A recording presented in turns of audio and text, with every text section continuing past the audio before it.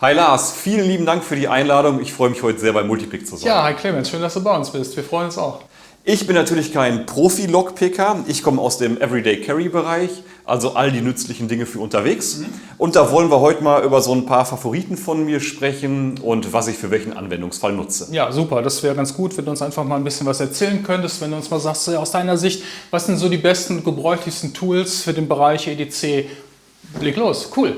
Auf jeden Fall. Also erstmal würde ich sagen, generell einfach auf hochwertige Tools setzen. Mit den Billigprodukten, die man von irgendwelchen Plattformen kennt, einfach Finger von lassen, da hat man keinen Spaß. Ja. Dann direkt einmal hochwertig kaufen und dann kann man auch direkt loslegen und hat jahrelang Freude damit. Das ist mir immer wichtig.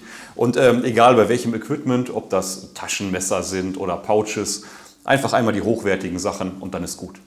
Super, ja. Bei mir ist es so, ich mag beim Multipick insbesondere die unterschiedlichen Griffvarianten. Wir haben ja hier auch die neuen Griffe und die habe ich einfach zum Üben, sind die echt super. Für zu Hause, wenn ich da sitze, ein bisschen an den Skills feile, das ist genau das, wo man auch über längere Zeit einfach gut mit picken kann. Ja. Die liegen gut in der Hand und ich persönlich sage immer, jeder muss seine persönliche Handlage einfach finden.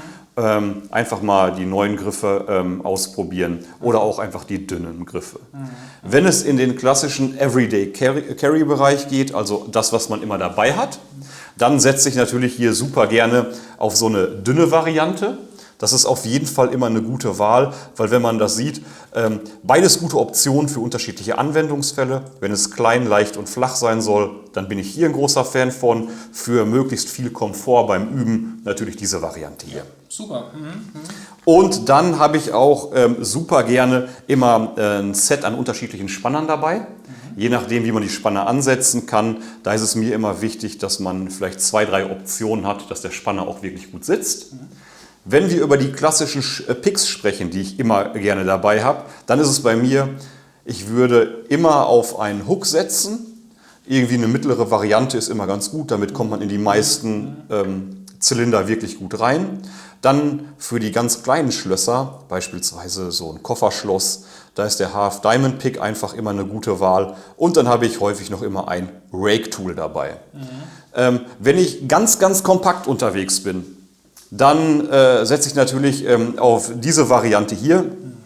Der große Vorteil ist, es ist halt klein, leicht und das beste Pickset ist doch eigentlich immer das, was man dabei hat. Ja, da sagst du was, das ist wohl wahr, ja. Ja. Und auf jeden Fall der Spanner ist hierbei, unterschiedliche Picks und die Picks kann man auch austauschen und von daher würde ich sagen, zu Hause zum Trainieren möglichst viel, um sich selber auszuprobieren. Vielleicht einfach, hiermit ist man schon sehr weit vorne. Dann vielleicht für unterwegs nochmal so ein Full-Size-Pick-Set mit großem Griff. Das ist auch immer gut. Da hat man einfach sehr, sehr viel Gefühl. Aber natürlich die Variante bei mir auch ganz, ganz häufig dabei. Am Schlüsselbund oder im EDC Organizer. Was ich nochmal erwähnen möchte, sind natürlich hier unsere speziellen Bohrmulden-Picks. Das ist natürlich ganz tricky. Also für die Leute, die es richtig wissen wollen, für Bohrmuldenschlösser haben wir extra die speziellen Picks dafür entwickelt. Das ist schon echt eine Liga, da muss man sich ein bisschen auskennen, da muss man auch wirklich ganz viel Ruhe mitbringen. Aber wenn man so einen Bohrmuldenzylinder gepickt hat, ist natürlich sensationell. Das Gefühl ist natürlich unbeschreiblich. Das macht natürlich richtig Spaß. Ne? Deswegen sind die auch nochmal überall in den Sets mit drin, weil wir das für sehr sinnvoll achten und denken, das kann ja nicht falsch sein. Ne? Ja, und bei mir war es auch auf jeden Fall so, dass ich mich erst gar nicht so, wie gesagt, ich bin kein Profi. Ja, das ist bei mir im EDC-Hobby mit drin. Ja. Ich habe mich gar nicht an Bohrmuldenzylinder getraut. Ja, dann hatte ich von euch aber ein Set und ja, die Griffe liegen auch super in der Hand und dann musste ich es mal probieren. Ich bin mit einem etwas günstigeren Vorhängeschloss gestartet, mit so einem Bohrmuldenzylinder Vorhängeschloss und das ist ein Hammer-Erfolgsgefühl, ja. Und wenn es dann einen Klick macht. Sensationell, ne? Ja.